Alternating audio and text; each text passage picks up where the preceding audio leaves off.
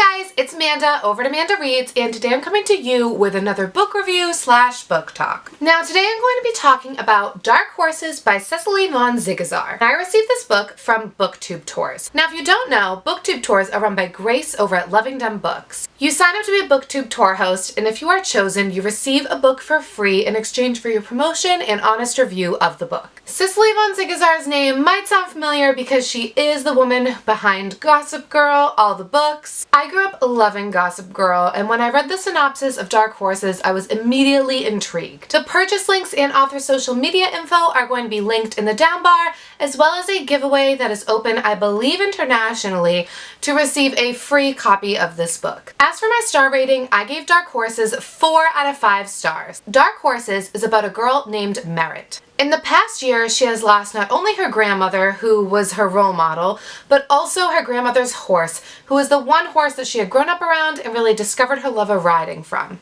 After these two kind of tragedies happen to her, she starts spiraling downward in all aspects of her life. She starts drinking, she starts playing around with prescription meds, and she ends up walking out of her SAT, and that's kind of the culminating event. It all comes to a head when she walks out of her SAT. Her parents are kind of hands-off parents. They don't really understand her. They've never really understood her. They don't understand why she can't just come out of this funk that she's in.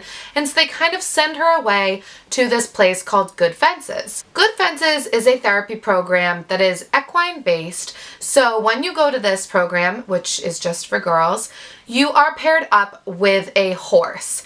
And you have to take care of that horse, and you bond with that horse, as well as doing, normal everyday routines such as chores and schoolwork. Merit ends up getting paired with this horse named Red. Red is kind of an aggressive horse, and we actually get to read from his perspective as well.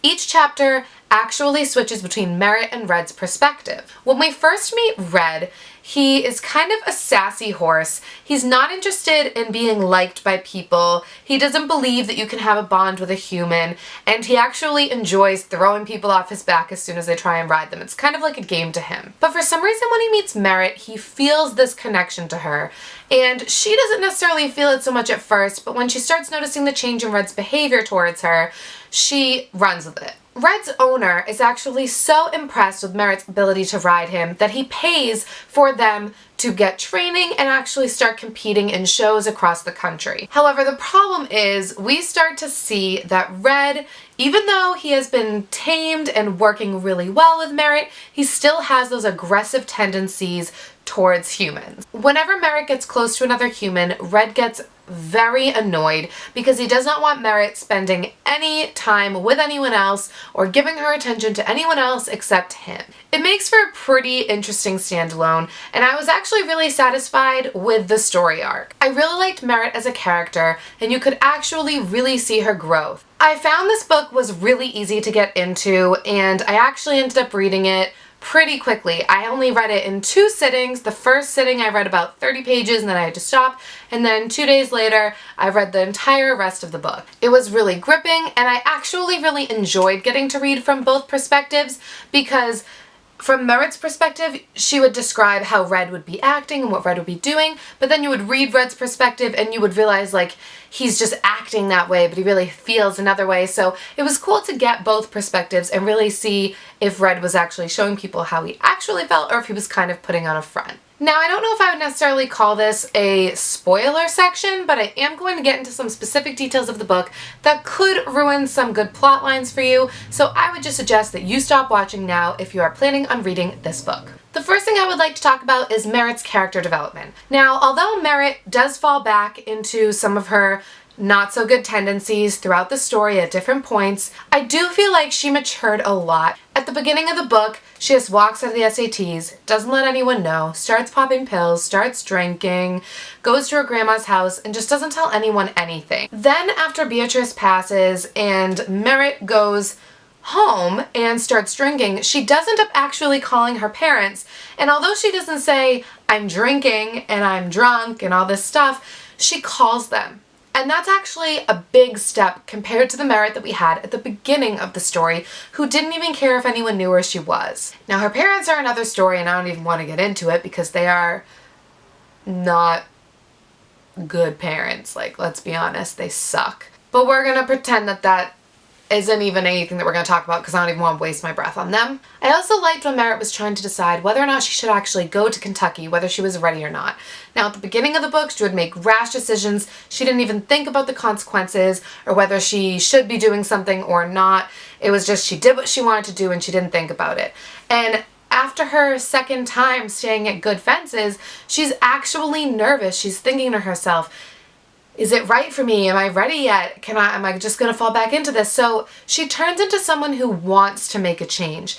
And then at the end of the book, same thing. She ends up going to Good Fences. She doesn't give in to the temptation of being with Carvin and having like a boyfriend and whisking away to California. She doesn't get caught up in it. She level-headedly decides to go back to Good Fences, even though that could have completely risked her relationship with Carvin, and as far as we know, it has. But she's doing okay. And I really loved how by the end of this book, Merritt had turned into someone who was so strong, knew how she wanted to be, knew what it took to get there, and just went for it. She really didn't waste time thinking about what other people would think of her or wallowing in self-pity. She kind of just said, screw it, I need to get better. The other thing I wanted to talk about was the ending of this book. Now, as far as Red's passing, this is terrible, but I kind of thought it was justified and very necessary. From what we know about Red, he was never going to get his happy ending, because the only ending that he wanted, that he considered happy, was if Merritt 100% gave herself to him and only him. All of her attention, all of her care, everything to him. And when it comes down to it, Red is a horse. I think that Merritt also realizes this at the end of the story when she kind of puts two and two together and kind of figures out that Red's most likely what killed Beatrice, and she just kind of starts writing Red off right then and there. Carvin wants to go get Red once he's out of his cage, and she's like, don't go, and I'm not going. And she just kind of like has this aha moment, like, we should just let him go because he's not genuinely doing good things and he does not, you know, want what he's going to get. And knowing that he would be unhappy no matter what, she's kind of content with just, you know, let him jump over the fence, let him go wherever he wants to go, just don't go near him, he is not safe. However, we all know that what Red is doing is trying to get Merritt to pay attention to him and come after him and leave Carvin and just kind of be all about him. So when she doesn't, that's actually what leads Red to drinking all the wine and passing away.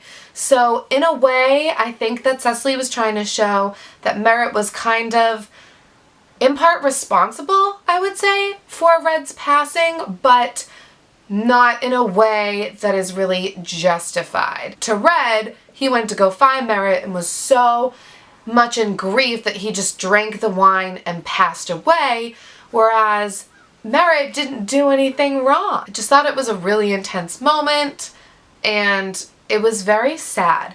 This book is pretty sad in general, and I also thought that the ending was kind of sad because we see Merritt back at Good Fences, and she's made this really positive choice to go back to Good Fences where we know that she can succeed.